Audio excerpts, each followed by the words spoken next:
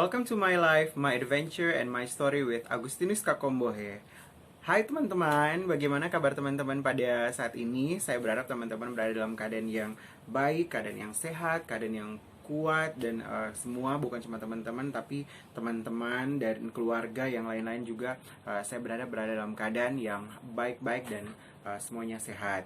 Nah teman-teman, saya sekaligus sangat terharu dengan segala komen, masukan, dan hal-hal yang disampaikan oleh teman-teman. Beberapa orang yang sudah menyampaikan komentar positif. Terima kasih. Saya berharap teman-teman tidak bosan-bosan untuk menonton video saya. Teman-teman bisa like, subscribe, share, bahkan hit the notif button supaya teman-teman bisa dapat video terbaru dari saya sendiri. Nah, saya adalah seorang live dan interpersonal relationship enthusiast, teman-teman.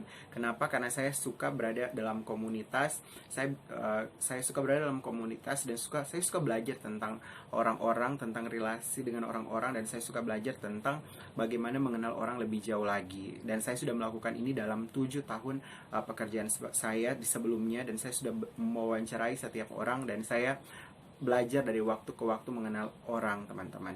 Nah, khususnya di video kali ini, satu hal yang saya mau bagikan buat teman-teman sekalian yang cukup berharga adalah bagaimana mengatasi perasaan benci. Nah, teman-teman, setiap manusia yang ada dalam dunia ini pernah mengalami situasi di mana mereka membenci orang lain. Siapapun dia, entah dia tokoh agama yang paling suci atau kudus, yang apapun kita bilang, tetap kita melihat bahwa sejumlah orang itu pernah mengalami situasi membenci orang lain. Nah, sebelum kita berbicara tentang beberapa tips yang bisa dilakukan untuk mengatasi rasa benci terhadap orang lain, yang harus teman-teman perhatikan ada sejumlah fakta tentang kebencian yang dialami oleh setiap orang. Fakta yang pertama adalah orang tidak perlu bersusah payah untuk membenci, teman-teman. Kenapa? Karena perasaan benci itu bisa muncul dalam diri setiap orang, apalagi dalam kehidupan bersosialisasi satu dengan yang lain. Orang tidak perlu mengusahakan untuk membenci, teman-teman. Bahkan sebaliknya, orang-orang hanya perlu mengusahakan untuk mengasihi. Kenapa? Karena tindakan mengasihi itu jauh 100% lebih sulit dari tindakan membenci. Membenci itu sangat mudah, teman-teman.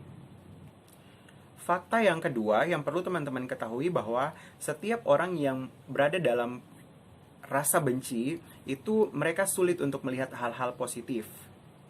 Mereka sulit melihat hal-hal positif dalam diri orang lain, dan terlebih mereka sulit untuk melihat hal-hal positif dalam diri mereka sendiri. Kenapa? Karena emosi mereka pada saat itu dikontrol dengan rasa kebencian. Bayangkan nih teman-teman, setiap orang yang mengalami rasa benci terhadap orang lain itu sulit melihat kebaikan orang lain, bahkan terlebih khusus sulit melihat kebaikan yang diri sendiri bisa buat kepada orang lain. Fakta yang ketiga yang teman-teman harus ketahui tentang kebencian adalah membenci itu lebih merusak. Tidak ada hal baik yang dapat disebabkan oleh sebuah kebencian. Kenapa? Karena setiap orang yang mengalami perasaan benci ini itu akan entah merusak orang lain atau merusak diri mereka sendiri. Kita bisa melihat bahwa ada orang-orang yang karena membenci mereka sampai merencanakan hal-hal yang buruk, mereka berpikir buruk, meneror, bahkan mereka bisa membunuh orang lain. Nah, dengan fakta yang sangat sulit ini, teman-teman, pertanyaannya adalah bagaimana kita dapat mengatasi perasaan benci yang mungkin pada saat itu kita alami. Yang pertama yang teman-teman harus ketahui bahwa teman-teman tidak bisa menghilangi rasa benci ini dengan kekuatan sendiri. Oleh karena itu, teman-teman harus berdoa untuk menenangkan hati, karena dengan hati yang tenang, teman-teman dapat mengambil keputusan dan tindakan yang lebih baik ke depan. Nah, langkah yang kedua adalah mengerti bahwa segala sesuatu itu terjadi dengan tujuan dan alasannya yang tersendiri. Mungkin teman-teman tidak nyaman, tidak suka dengan kondisi seperti apa yang diciptakan oleh orang lain, tapi saya mau sampaikan kepada teman-teman bahwa semua hal itu diizinkan terjadi dan memiliki tujuan yang harus kita cari dan kita temukan. Ketika teman-teman tiba pada situasi membenci atau ada godaan untuk membenci orang lain, teman-teman harus langsung mengalihkan perasaan teman-teman dengan mencari kegiatan positif yang dapat mengalihkan perasaan teman-teman untuk membenci atau perhatian teman-teman untuk membenci orang lain. Ada banyak hal yang bisa dilakukan teman-teman apabila perasaan itu mulai muncul. Teman-teman selain berdoa, teman-teman bisa menyanyi, teman-teman bisa makan, teman bisa berbicara, dan bisa melakukan berbagai hal yang positif. Kalau saya misalnya saya melakukan memasak, itu ada beberapa hal yang bisa teman-teman lakukan untuk mengalihkan perasaan untuk membenci. Tips yang terakhir adalah pikirkan kembali sebelum membenci.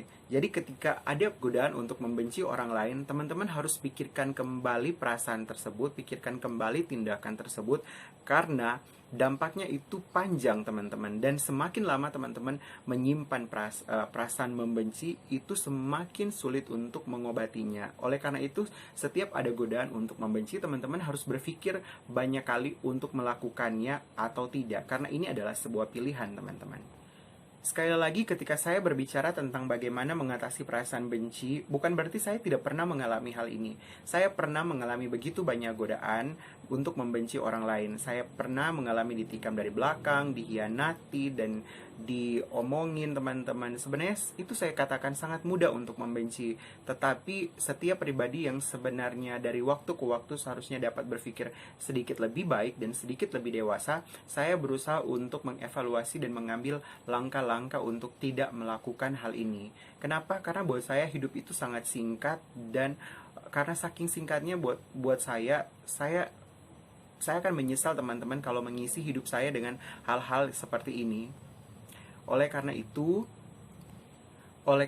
saya tahu mengelolanya. Dulu saya pernah membenci teman-teman, dan setelah saya belajar tentang manusia, saya belajar tentang hubungan satu dengan yang lain, dan saya belajar tentang relationship dengan orang lain, maka saya datang kepada satu kesimpulan bahwa semua hal itu sebenarnya hanyalah dilakukan untuk mendistract hubungan kita dengan orang lain. Itu adalah sebuah ujian buat kita, dan kita diharapkan mampu untuk melewati setiap ujian tersebut. Nah, teman-teman, itu yang bisa saya bagikan buat teman-teman di video kali ini. Jadi setiap orang sebenarnya bisa mengatasi rasa kebencian dalam diri mereka, karena setiap orang memiliki kemampuan untuk melakukannya. Ya, terima kasih sudah menonton video ini. Sampai jumpa di pertemuan selanjutnya. Bye.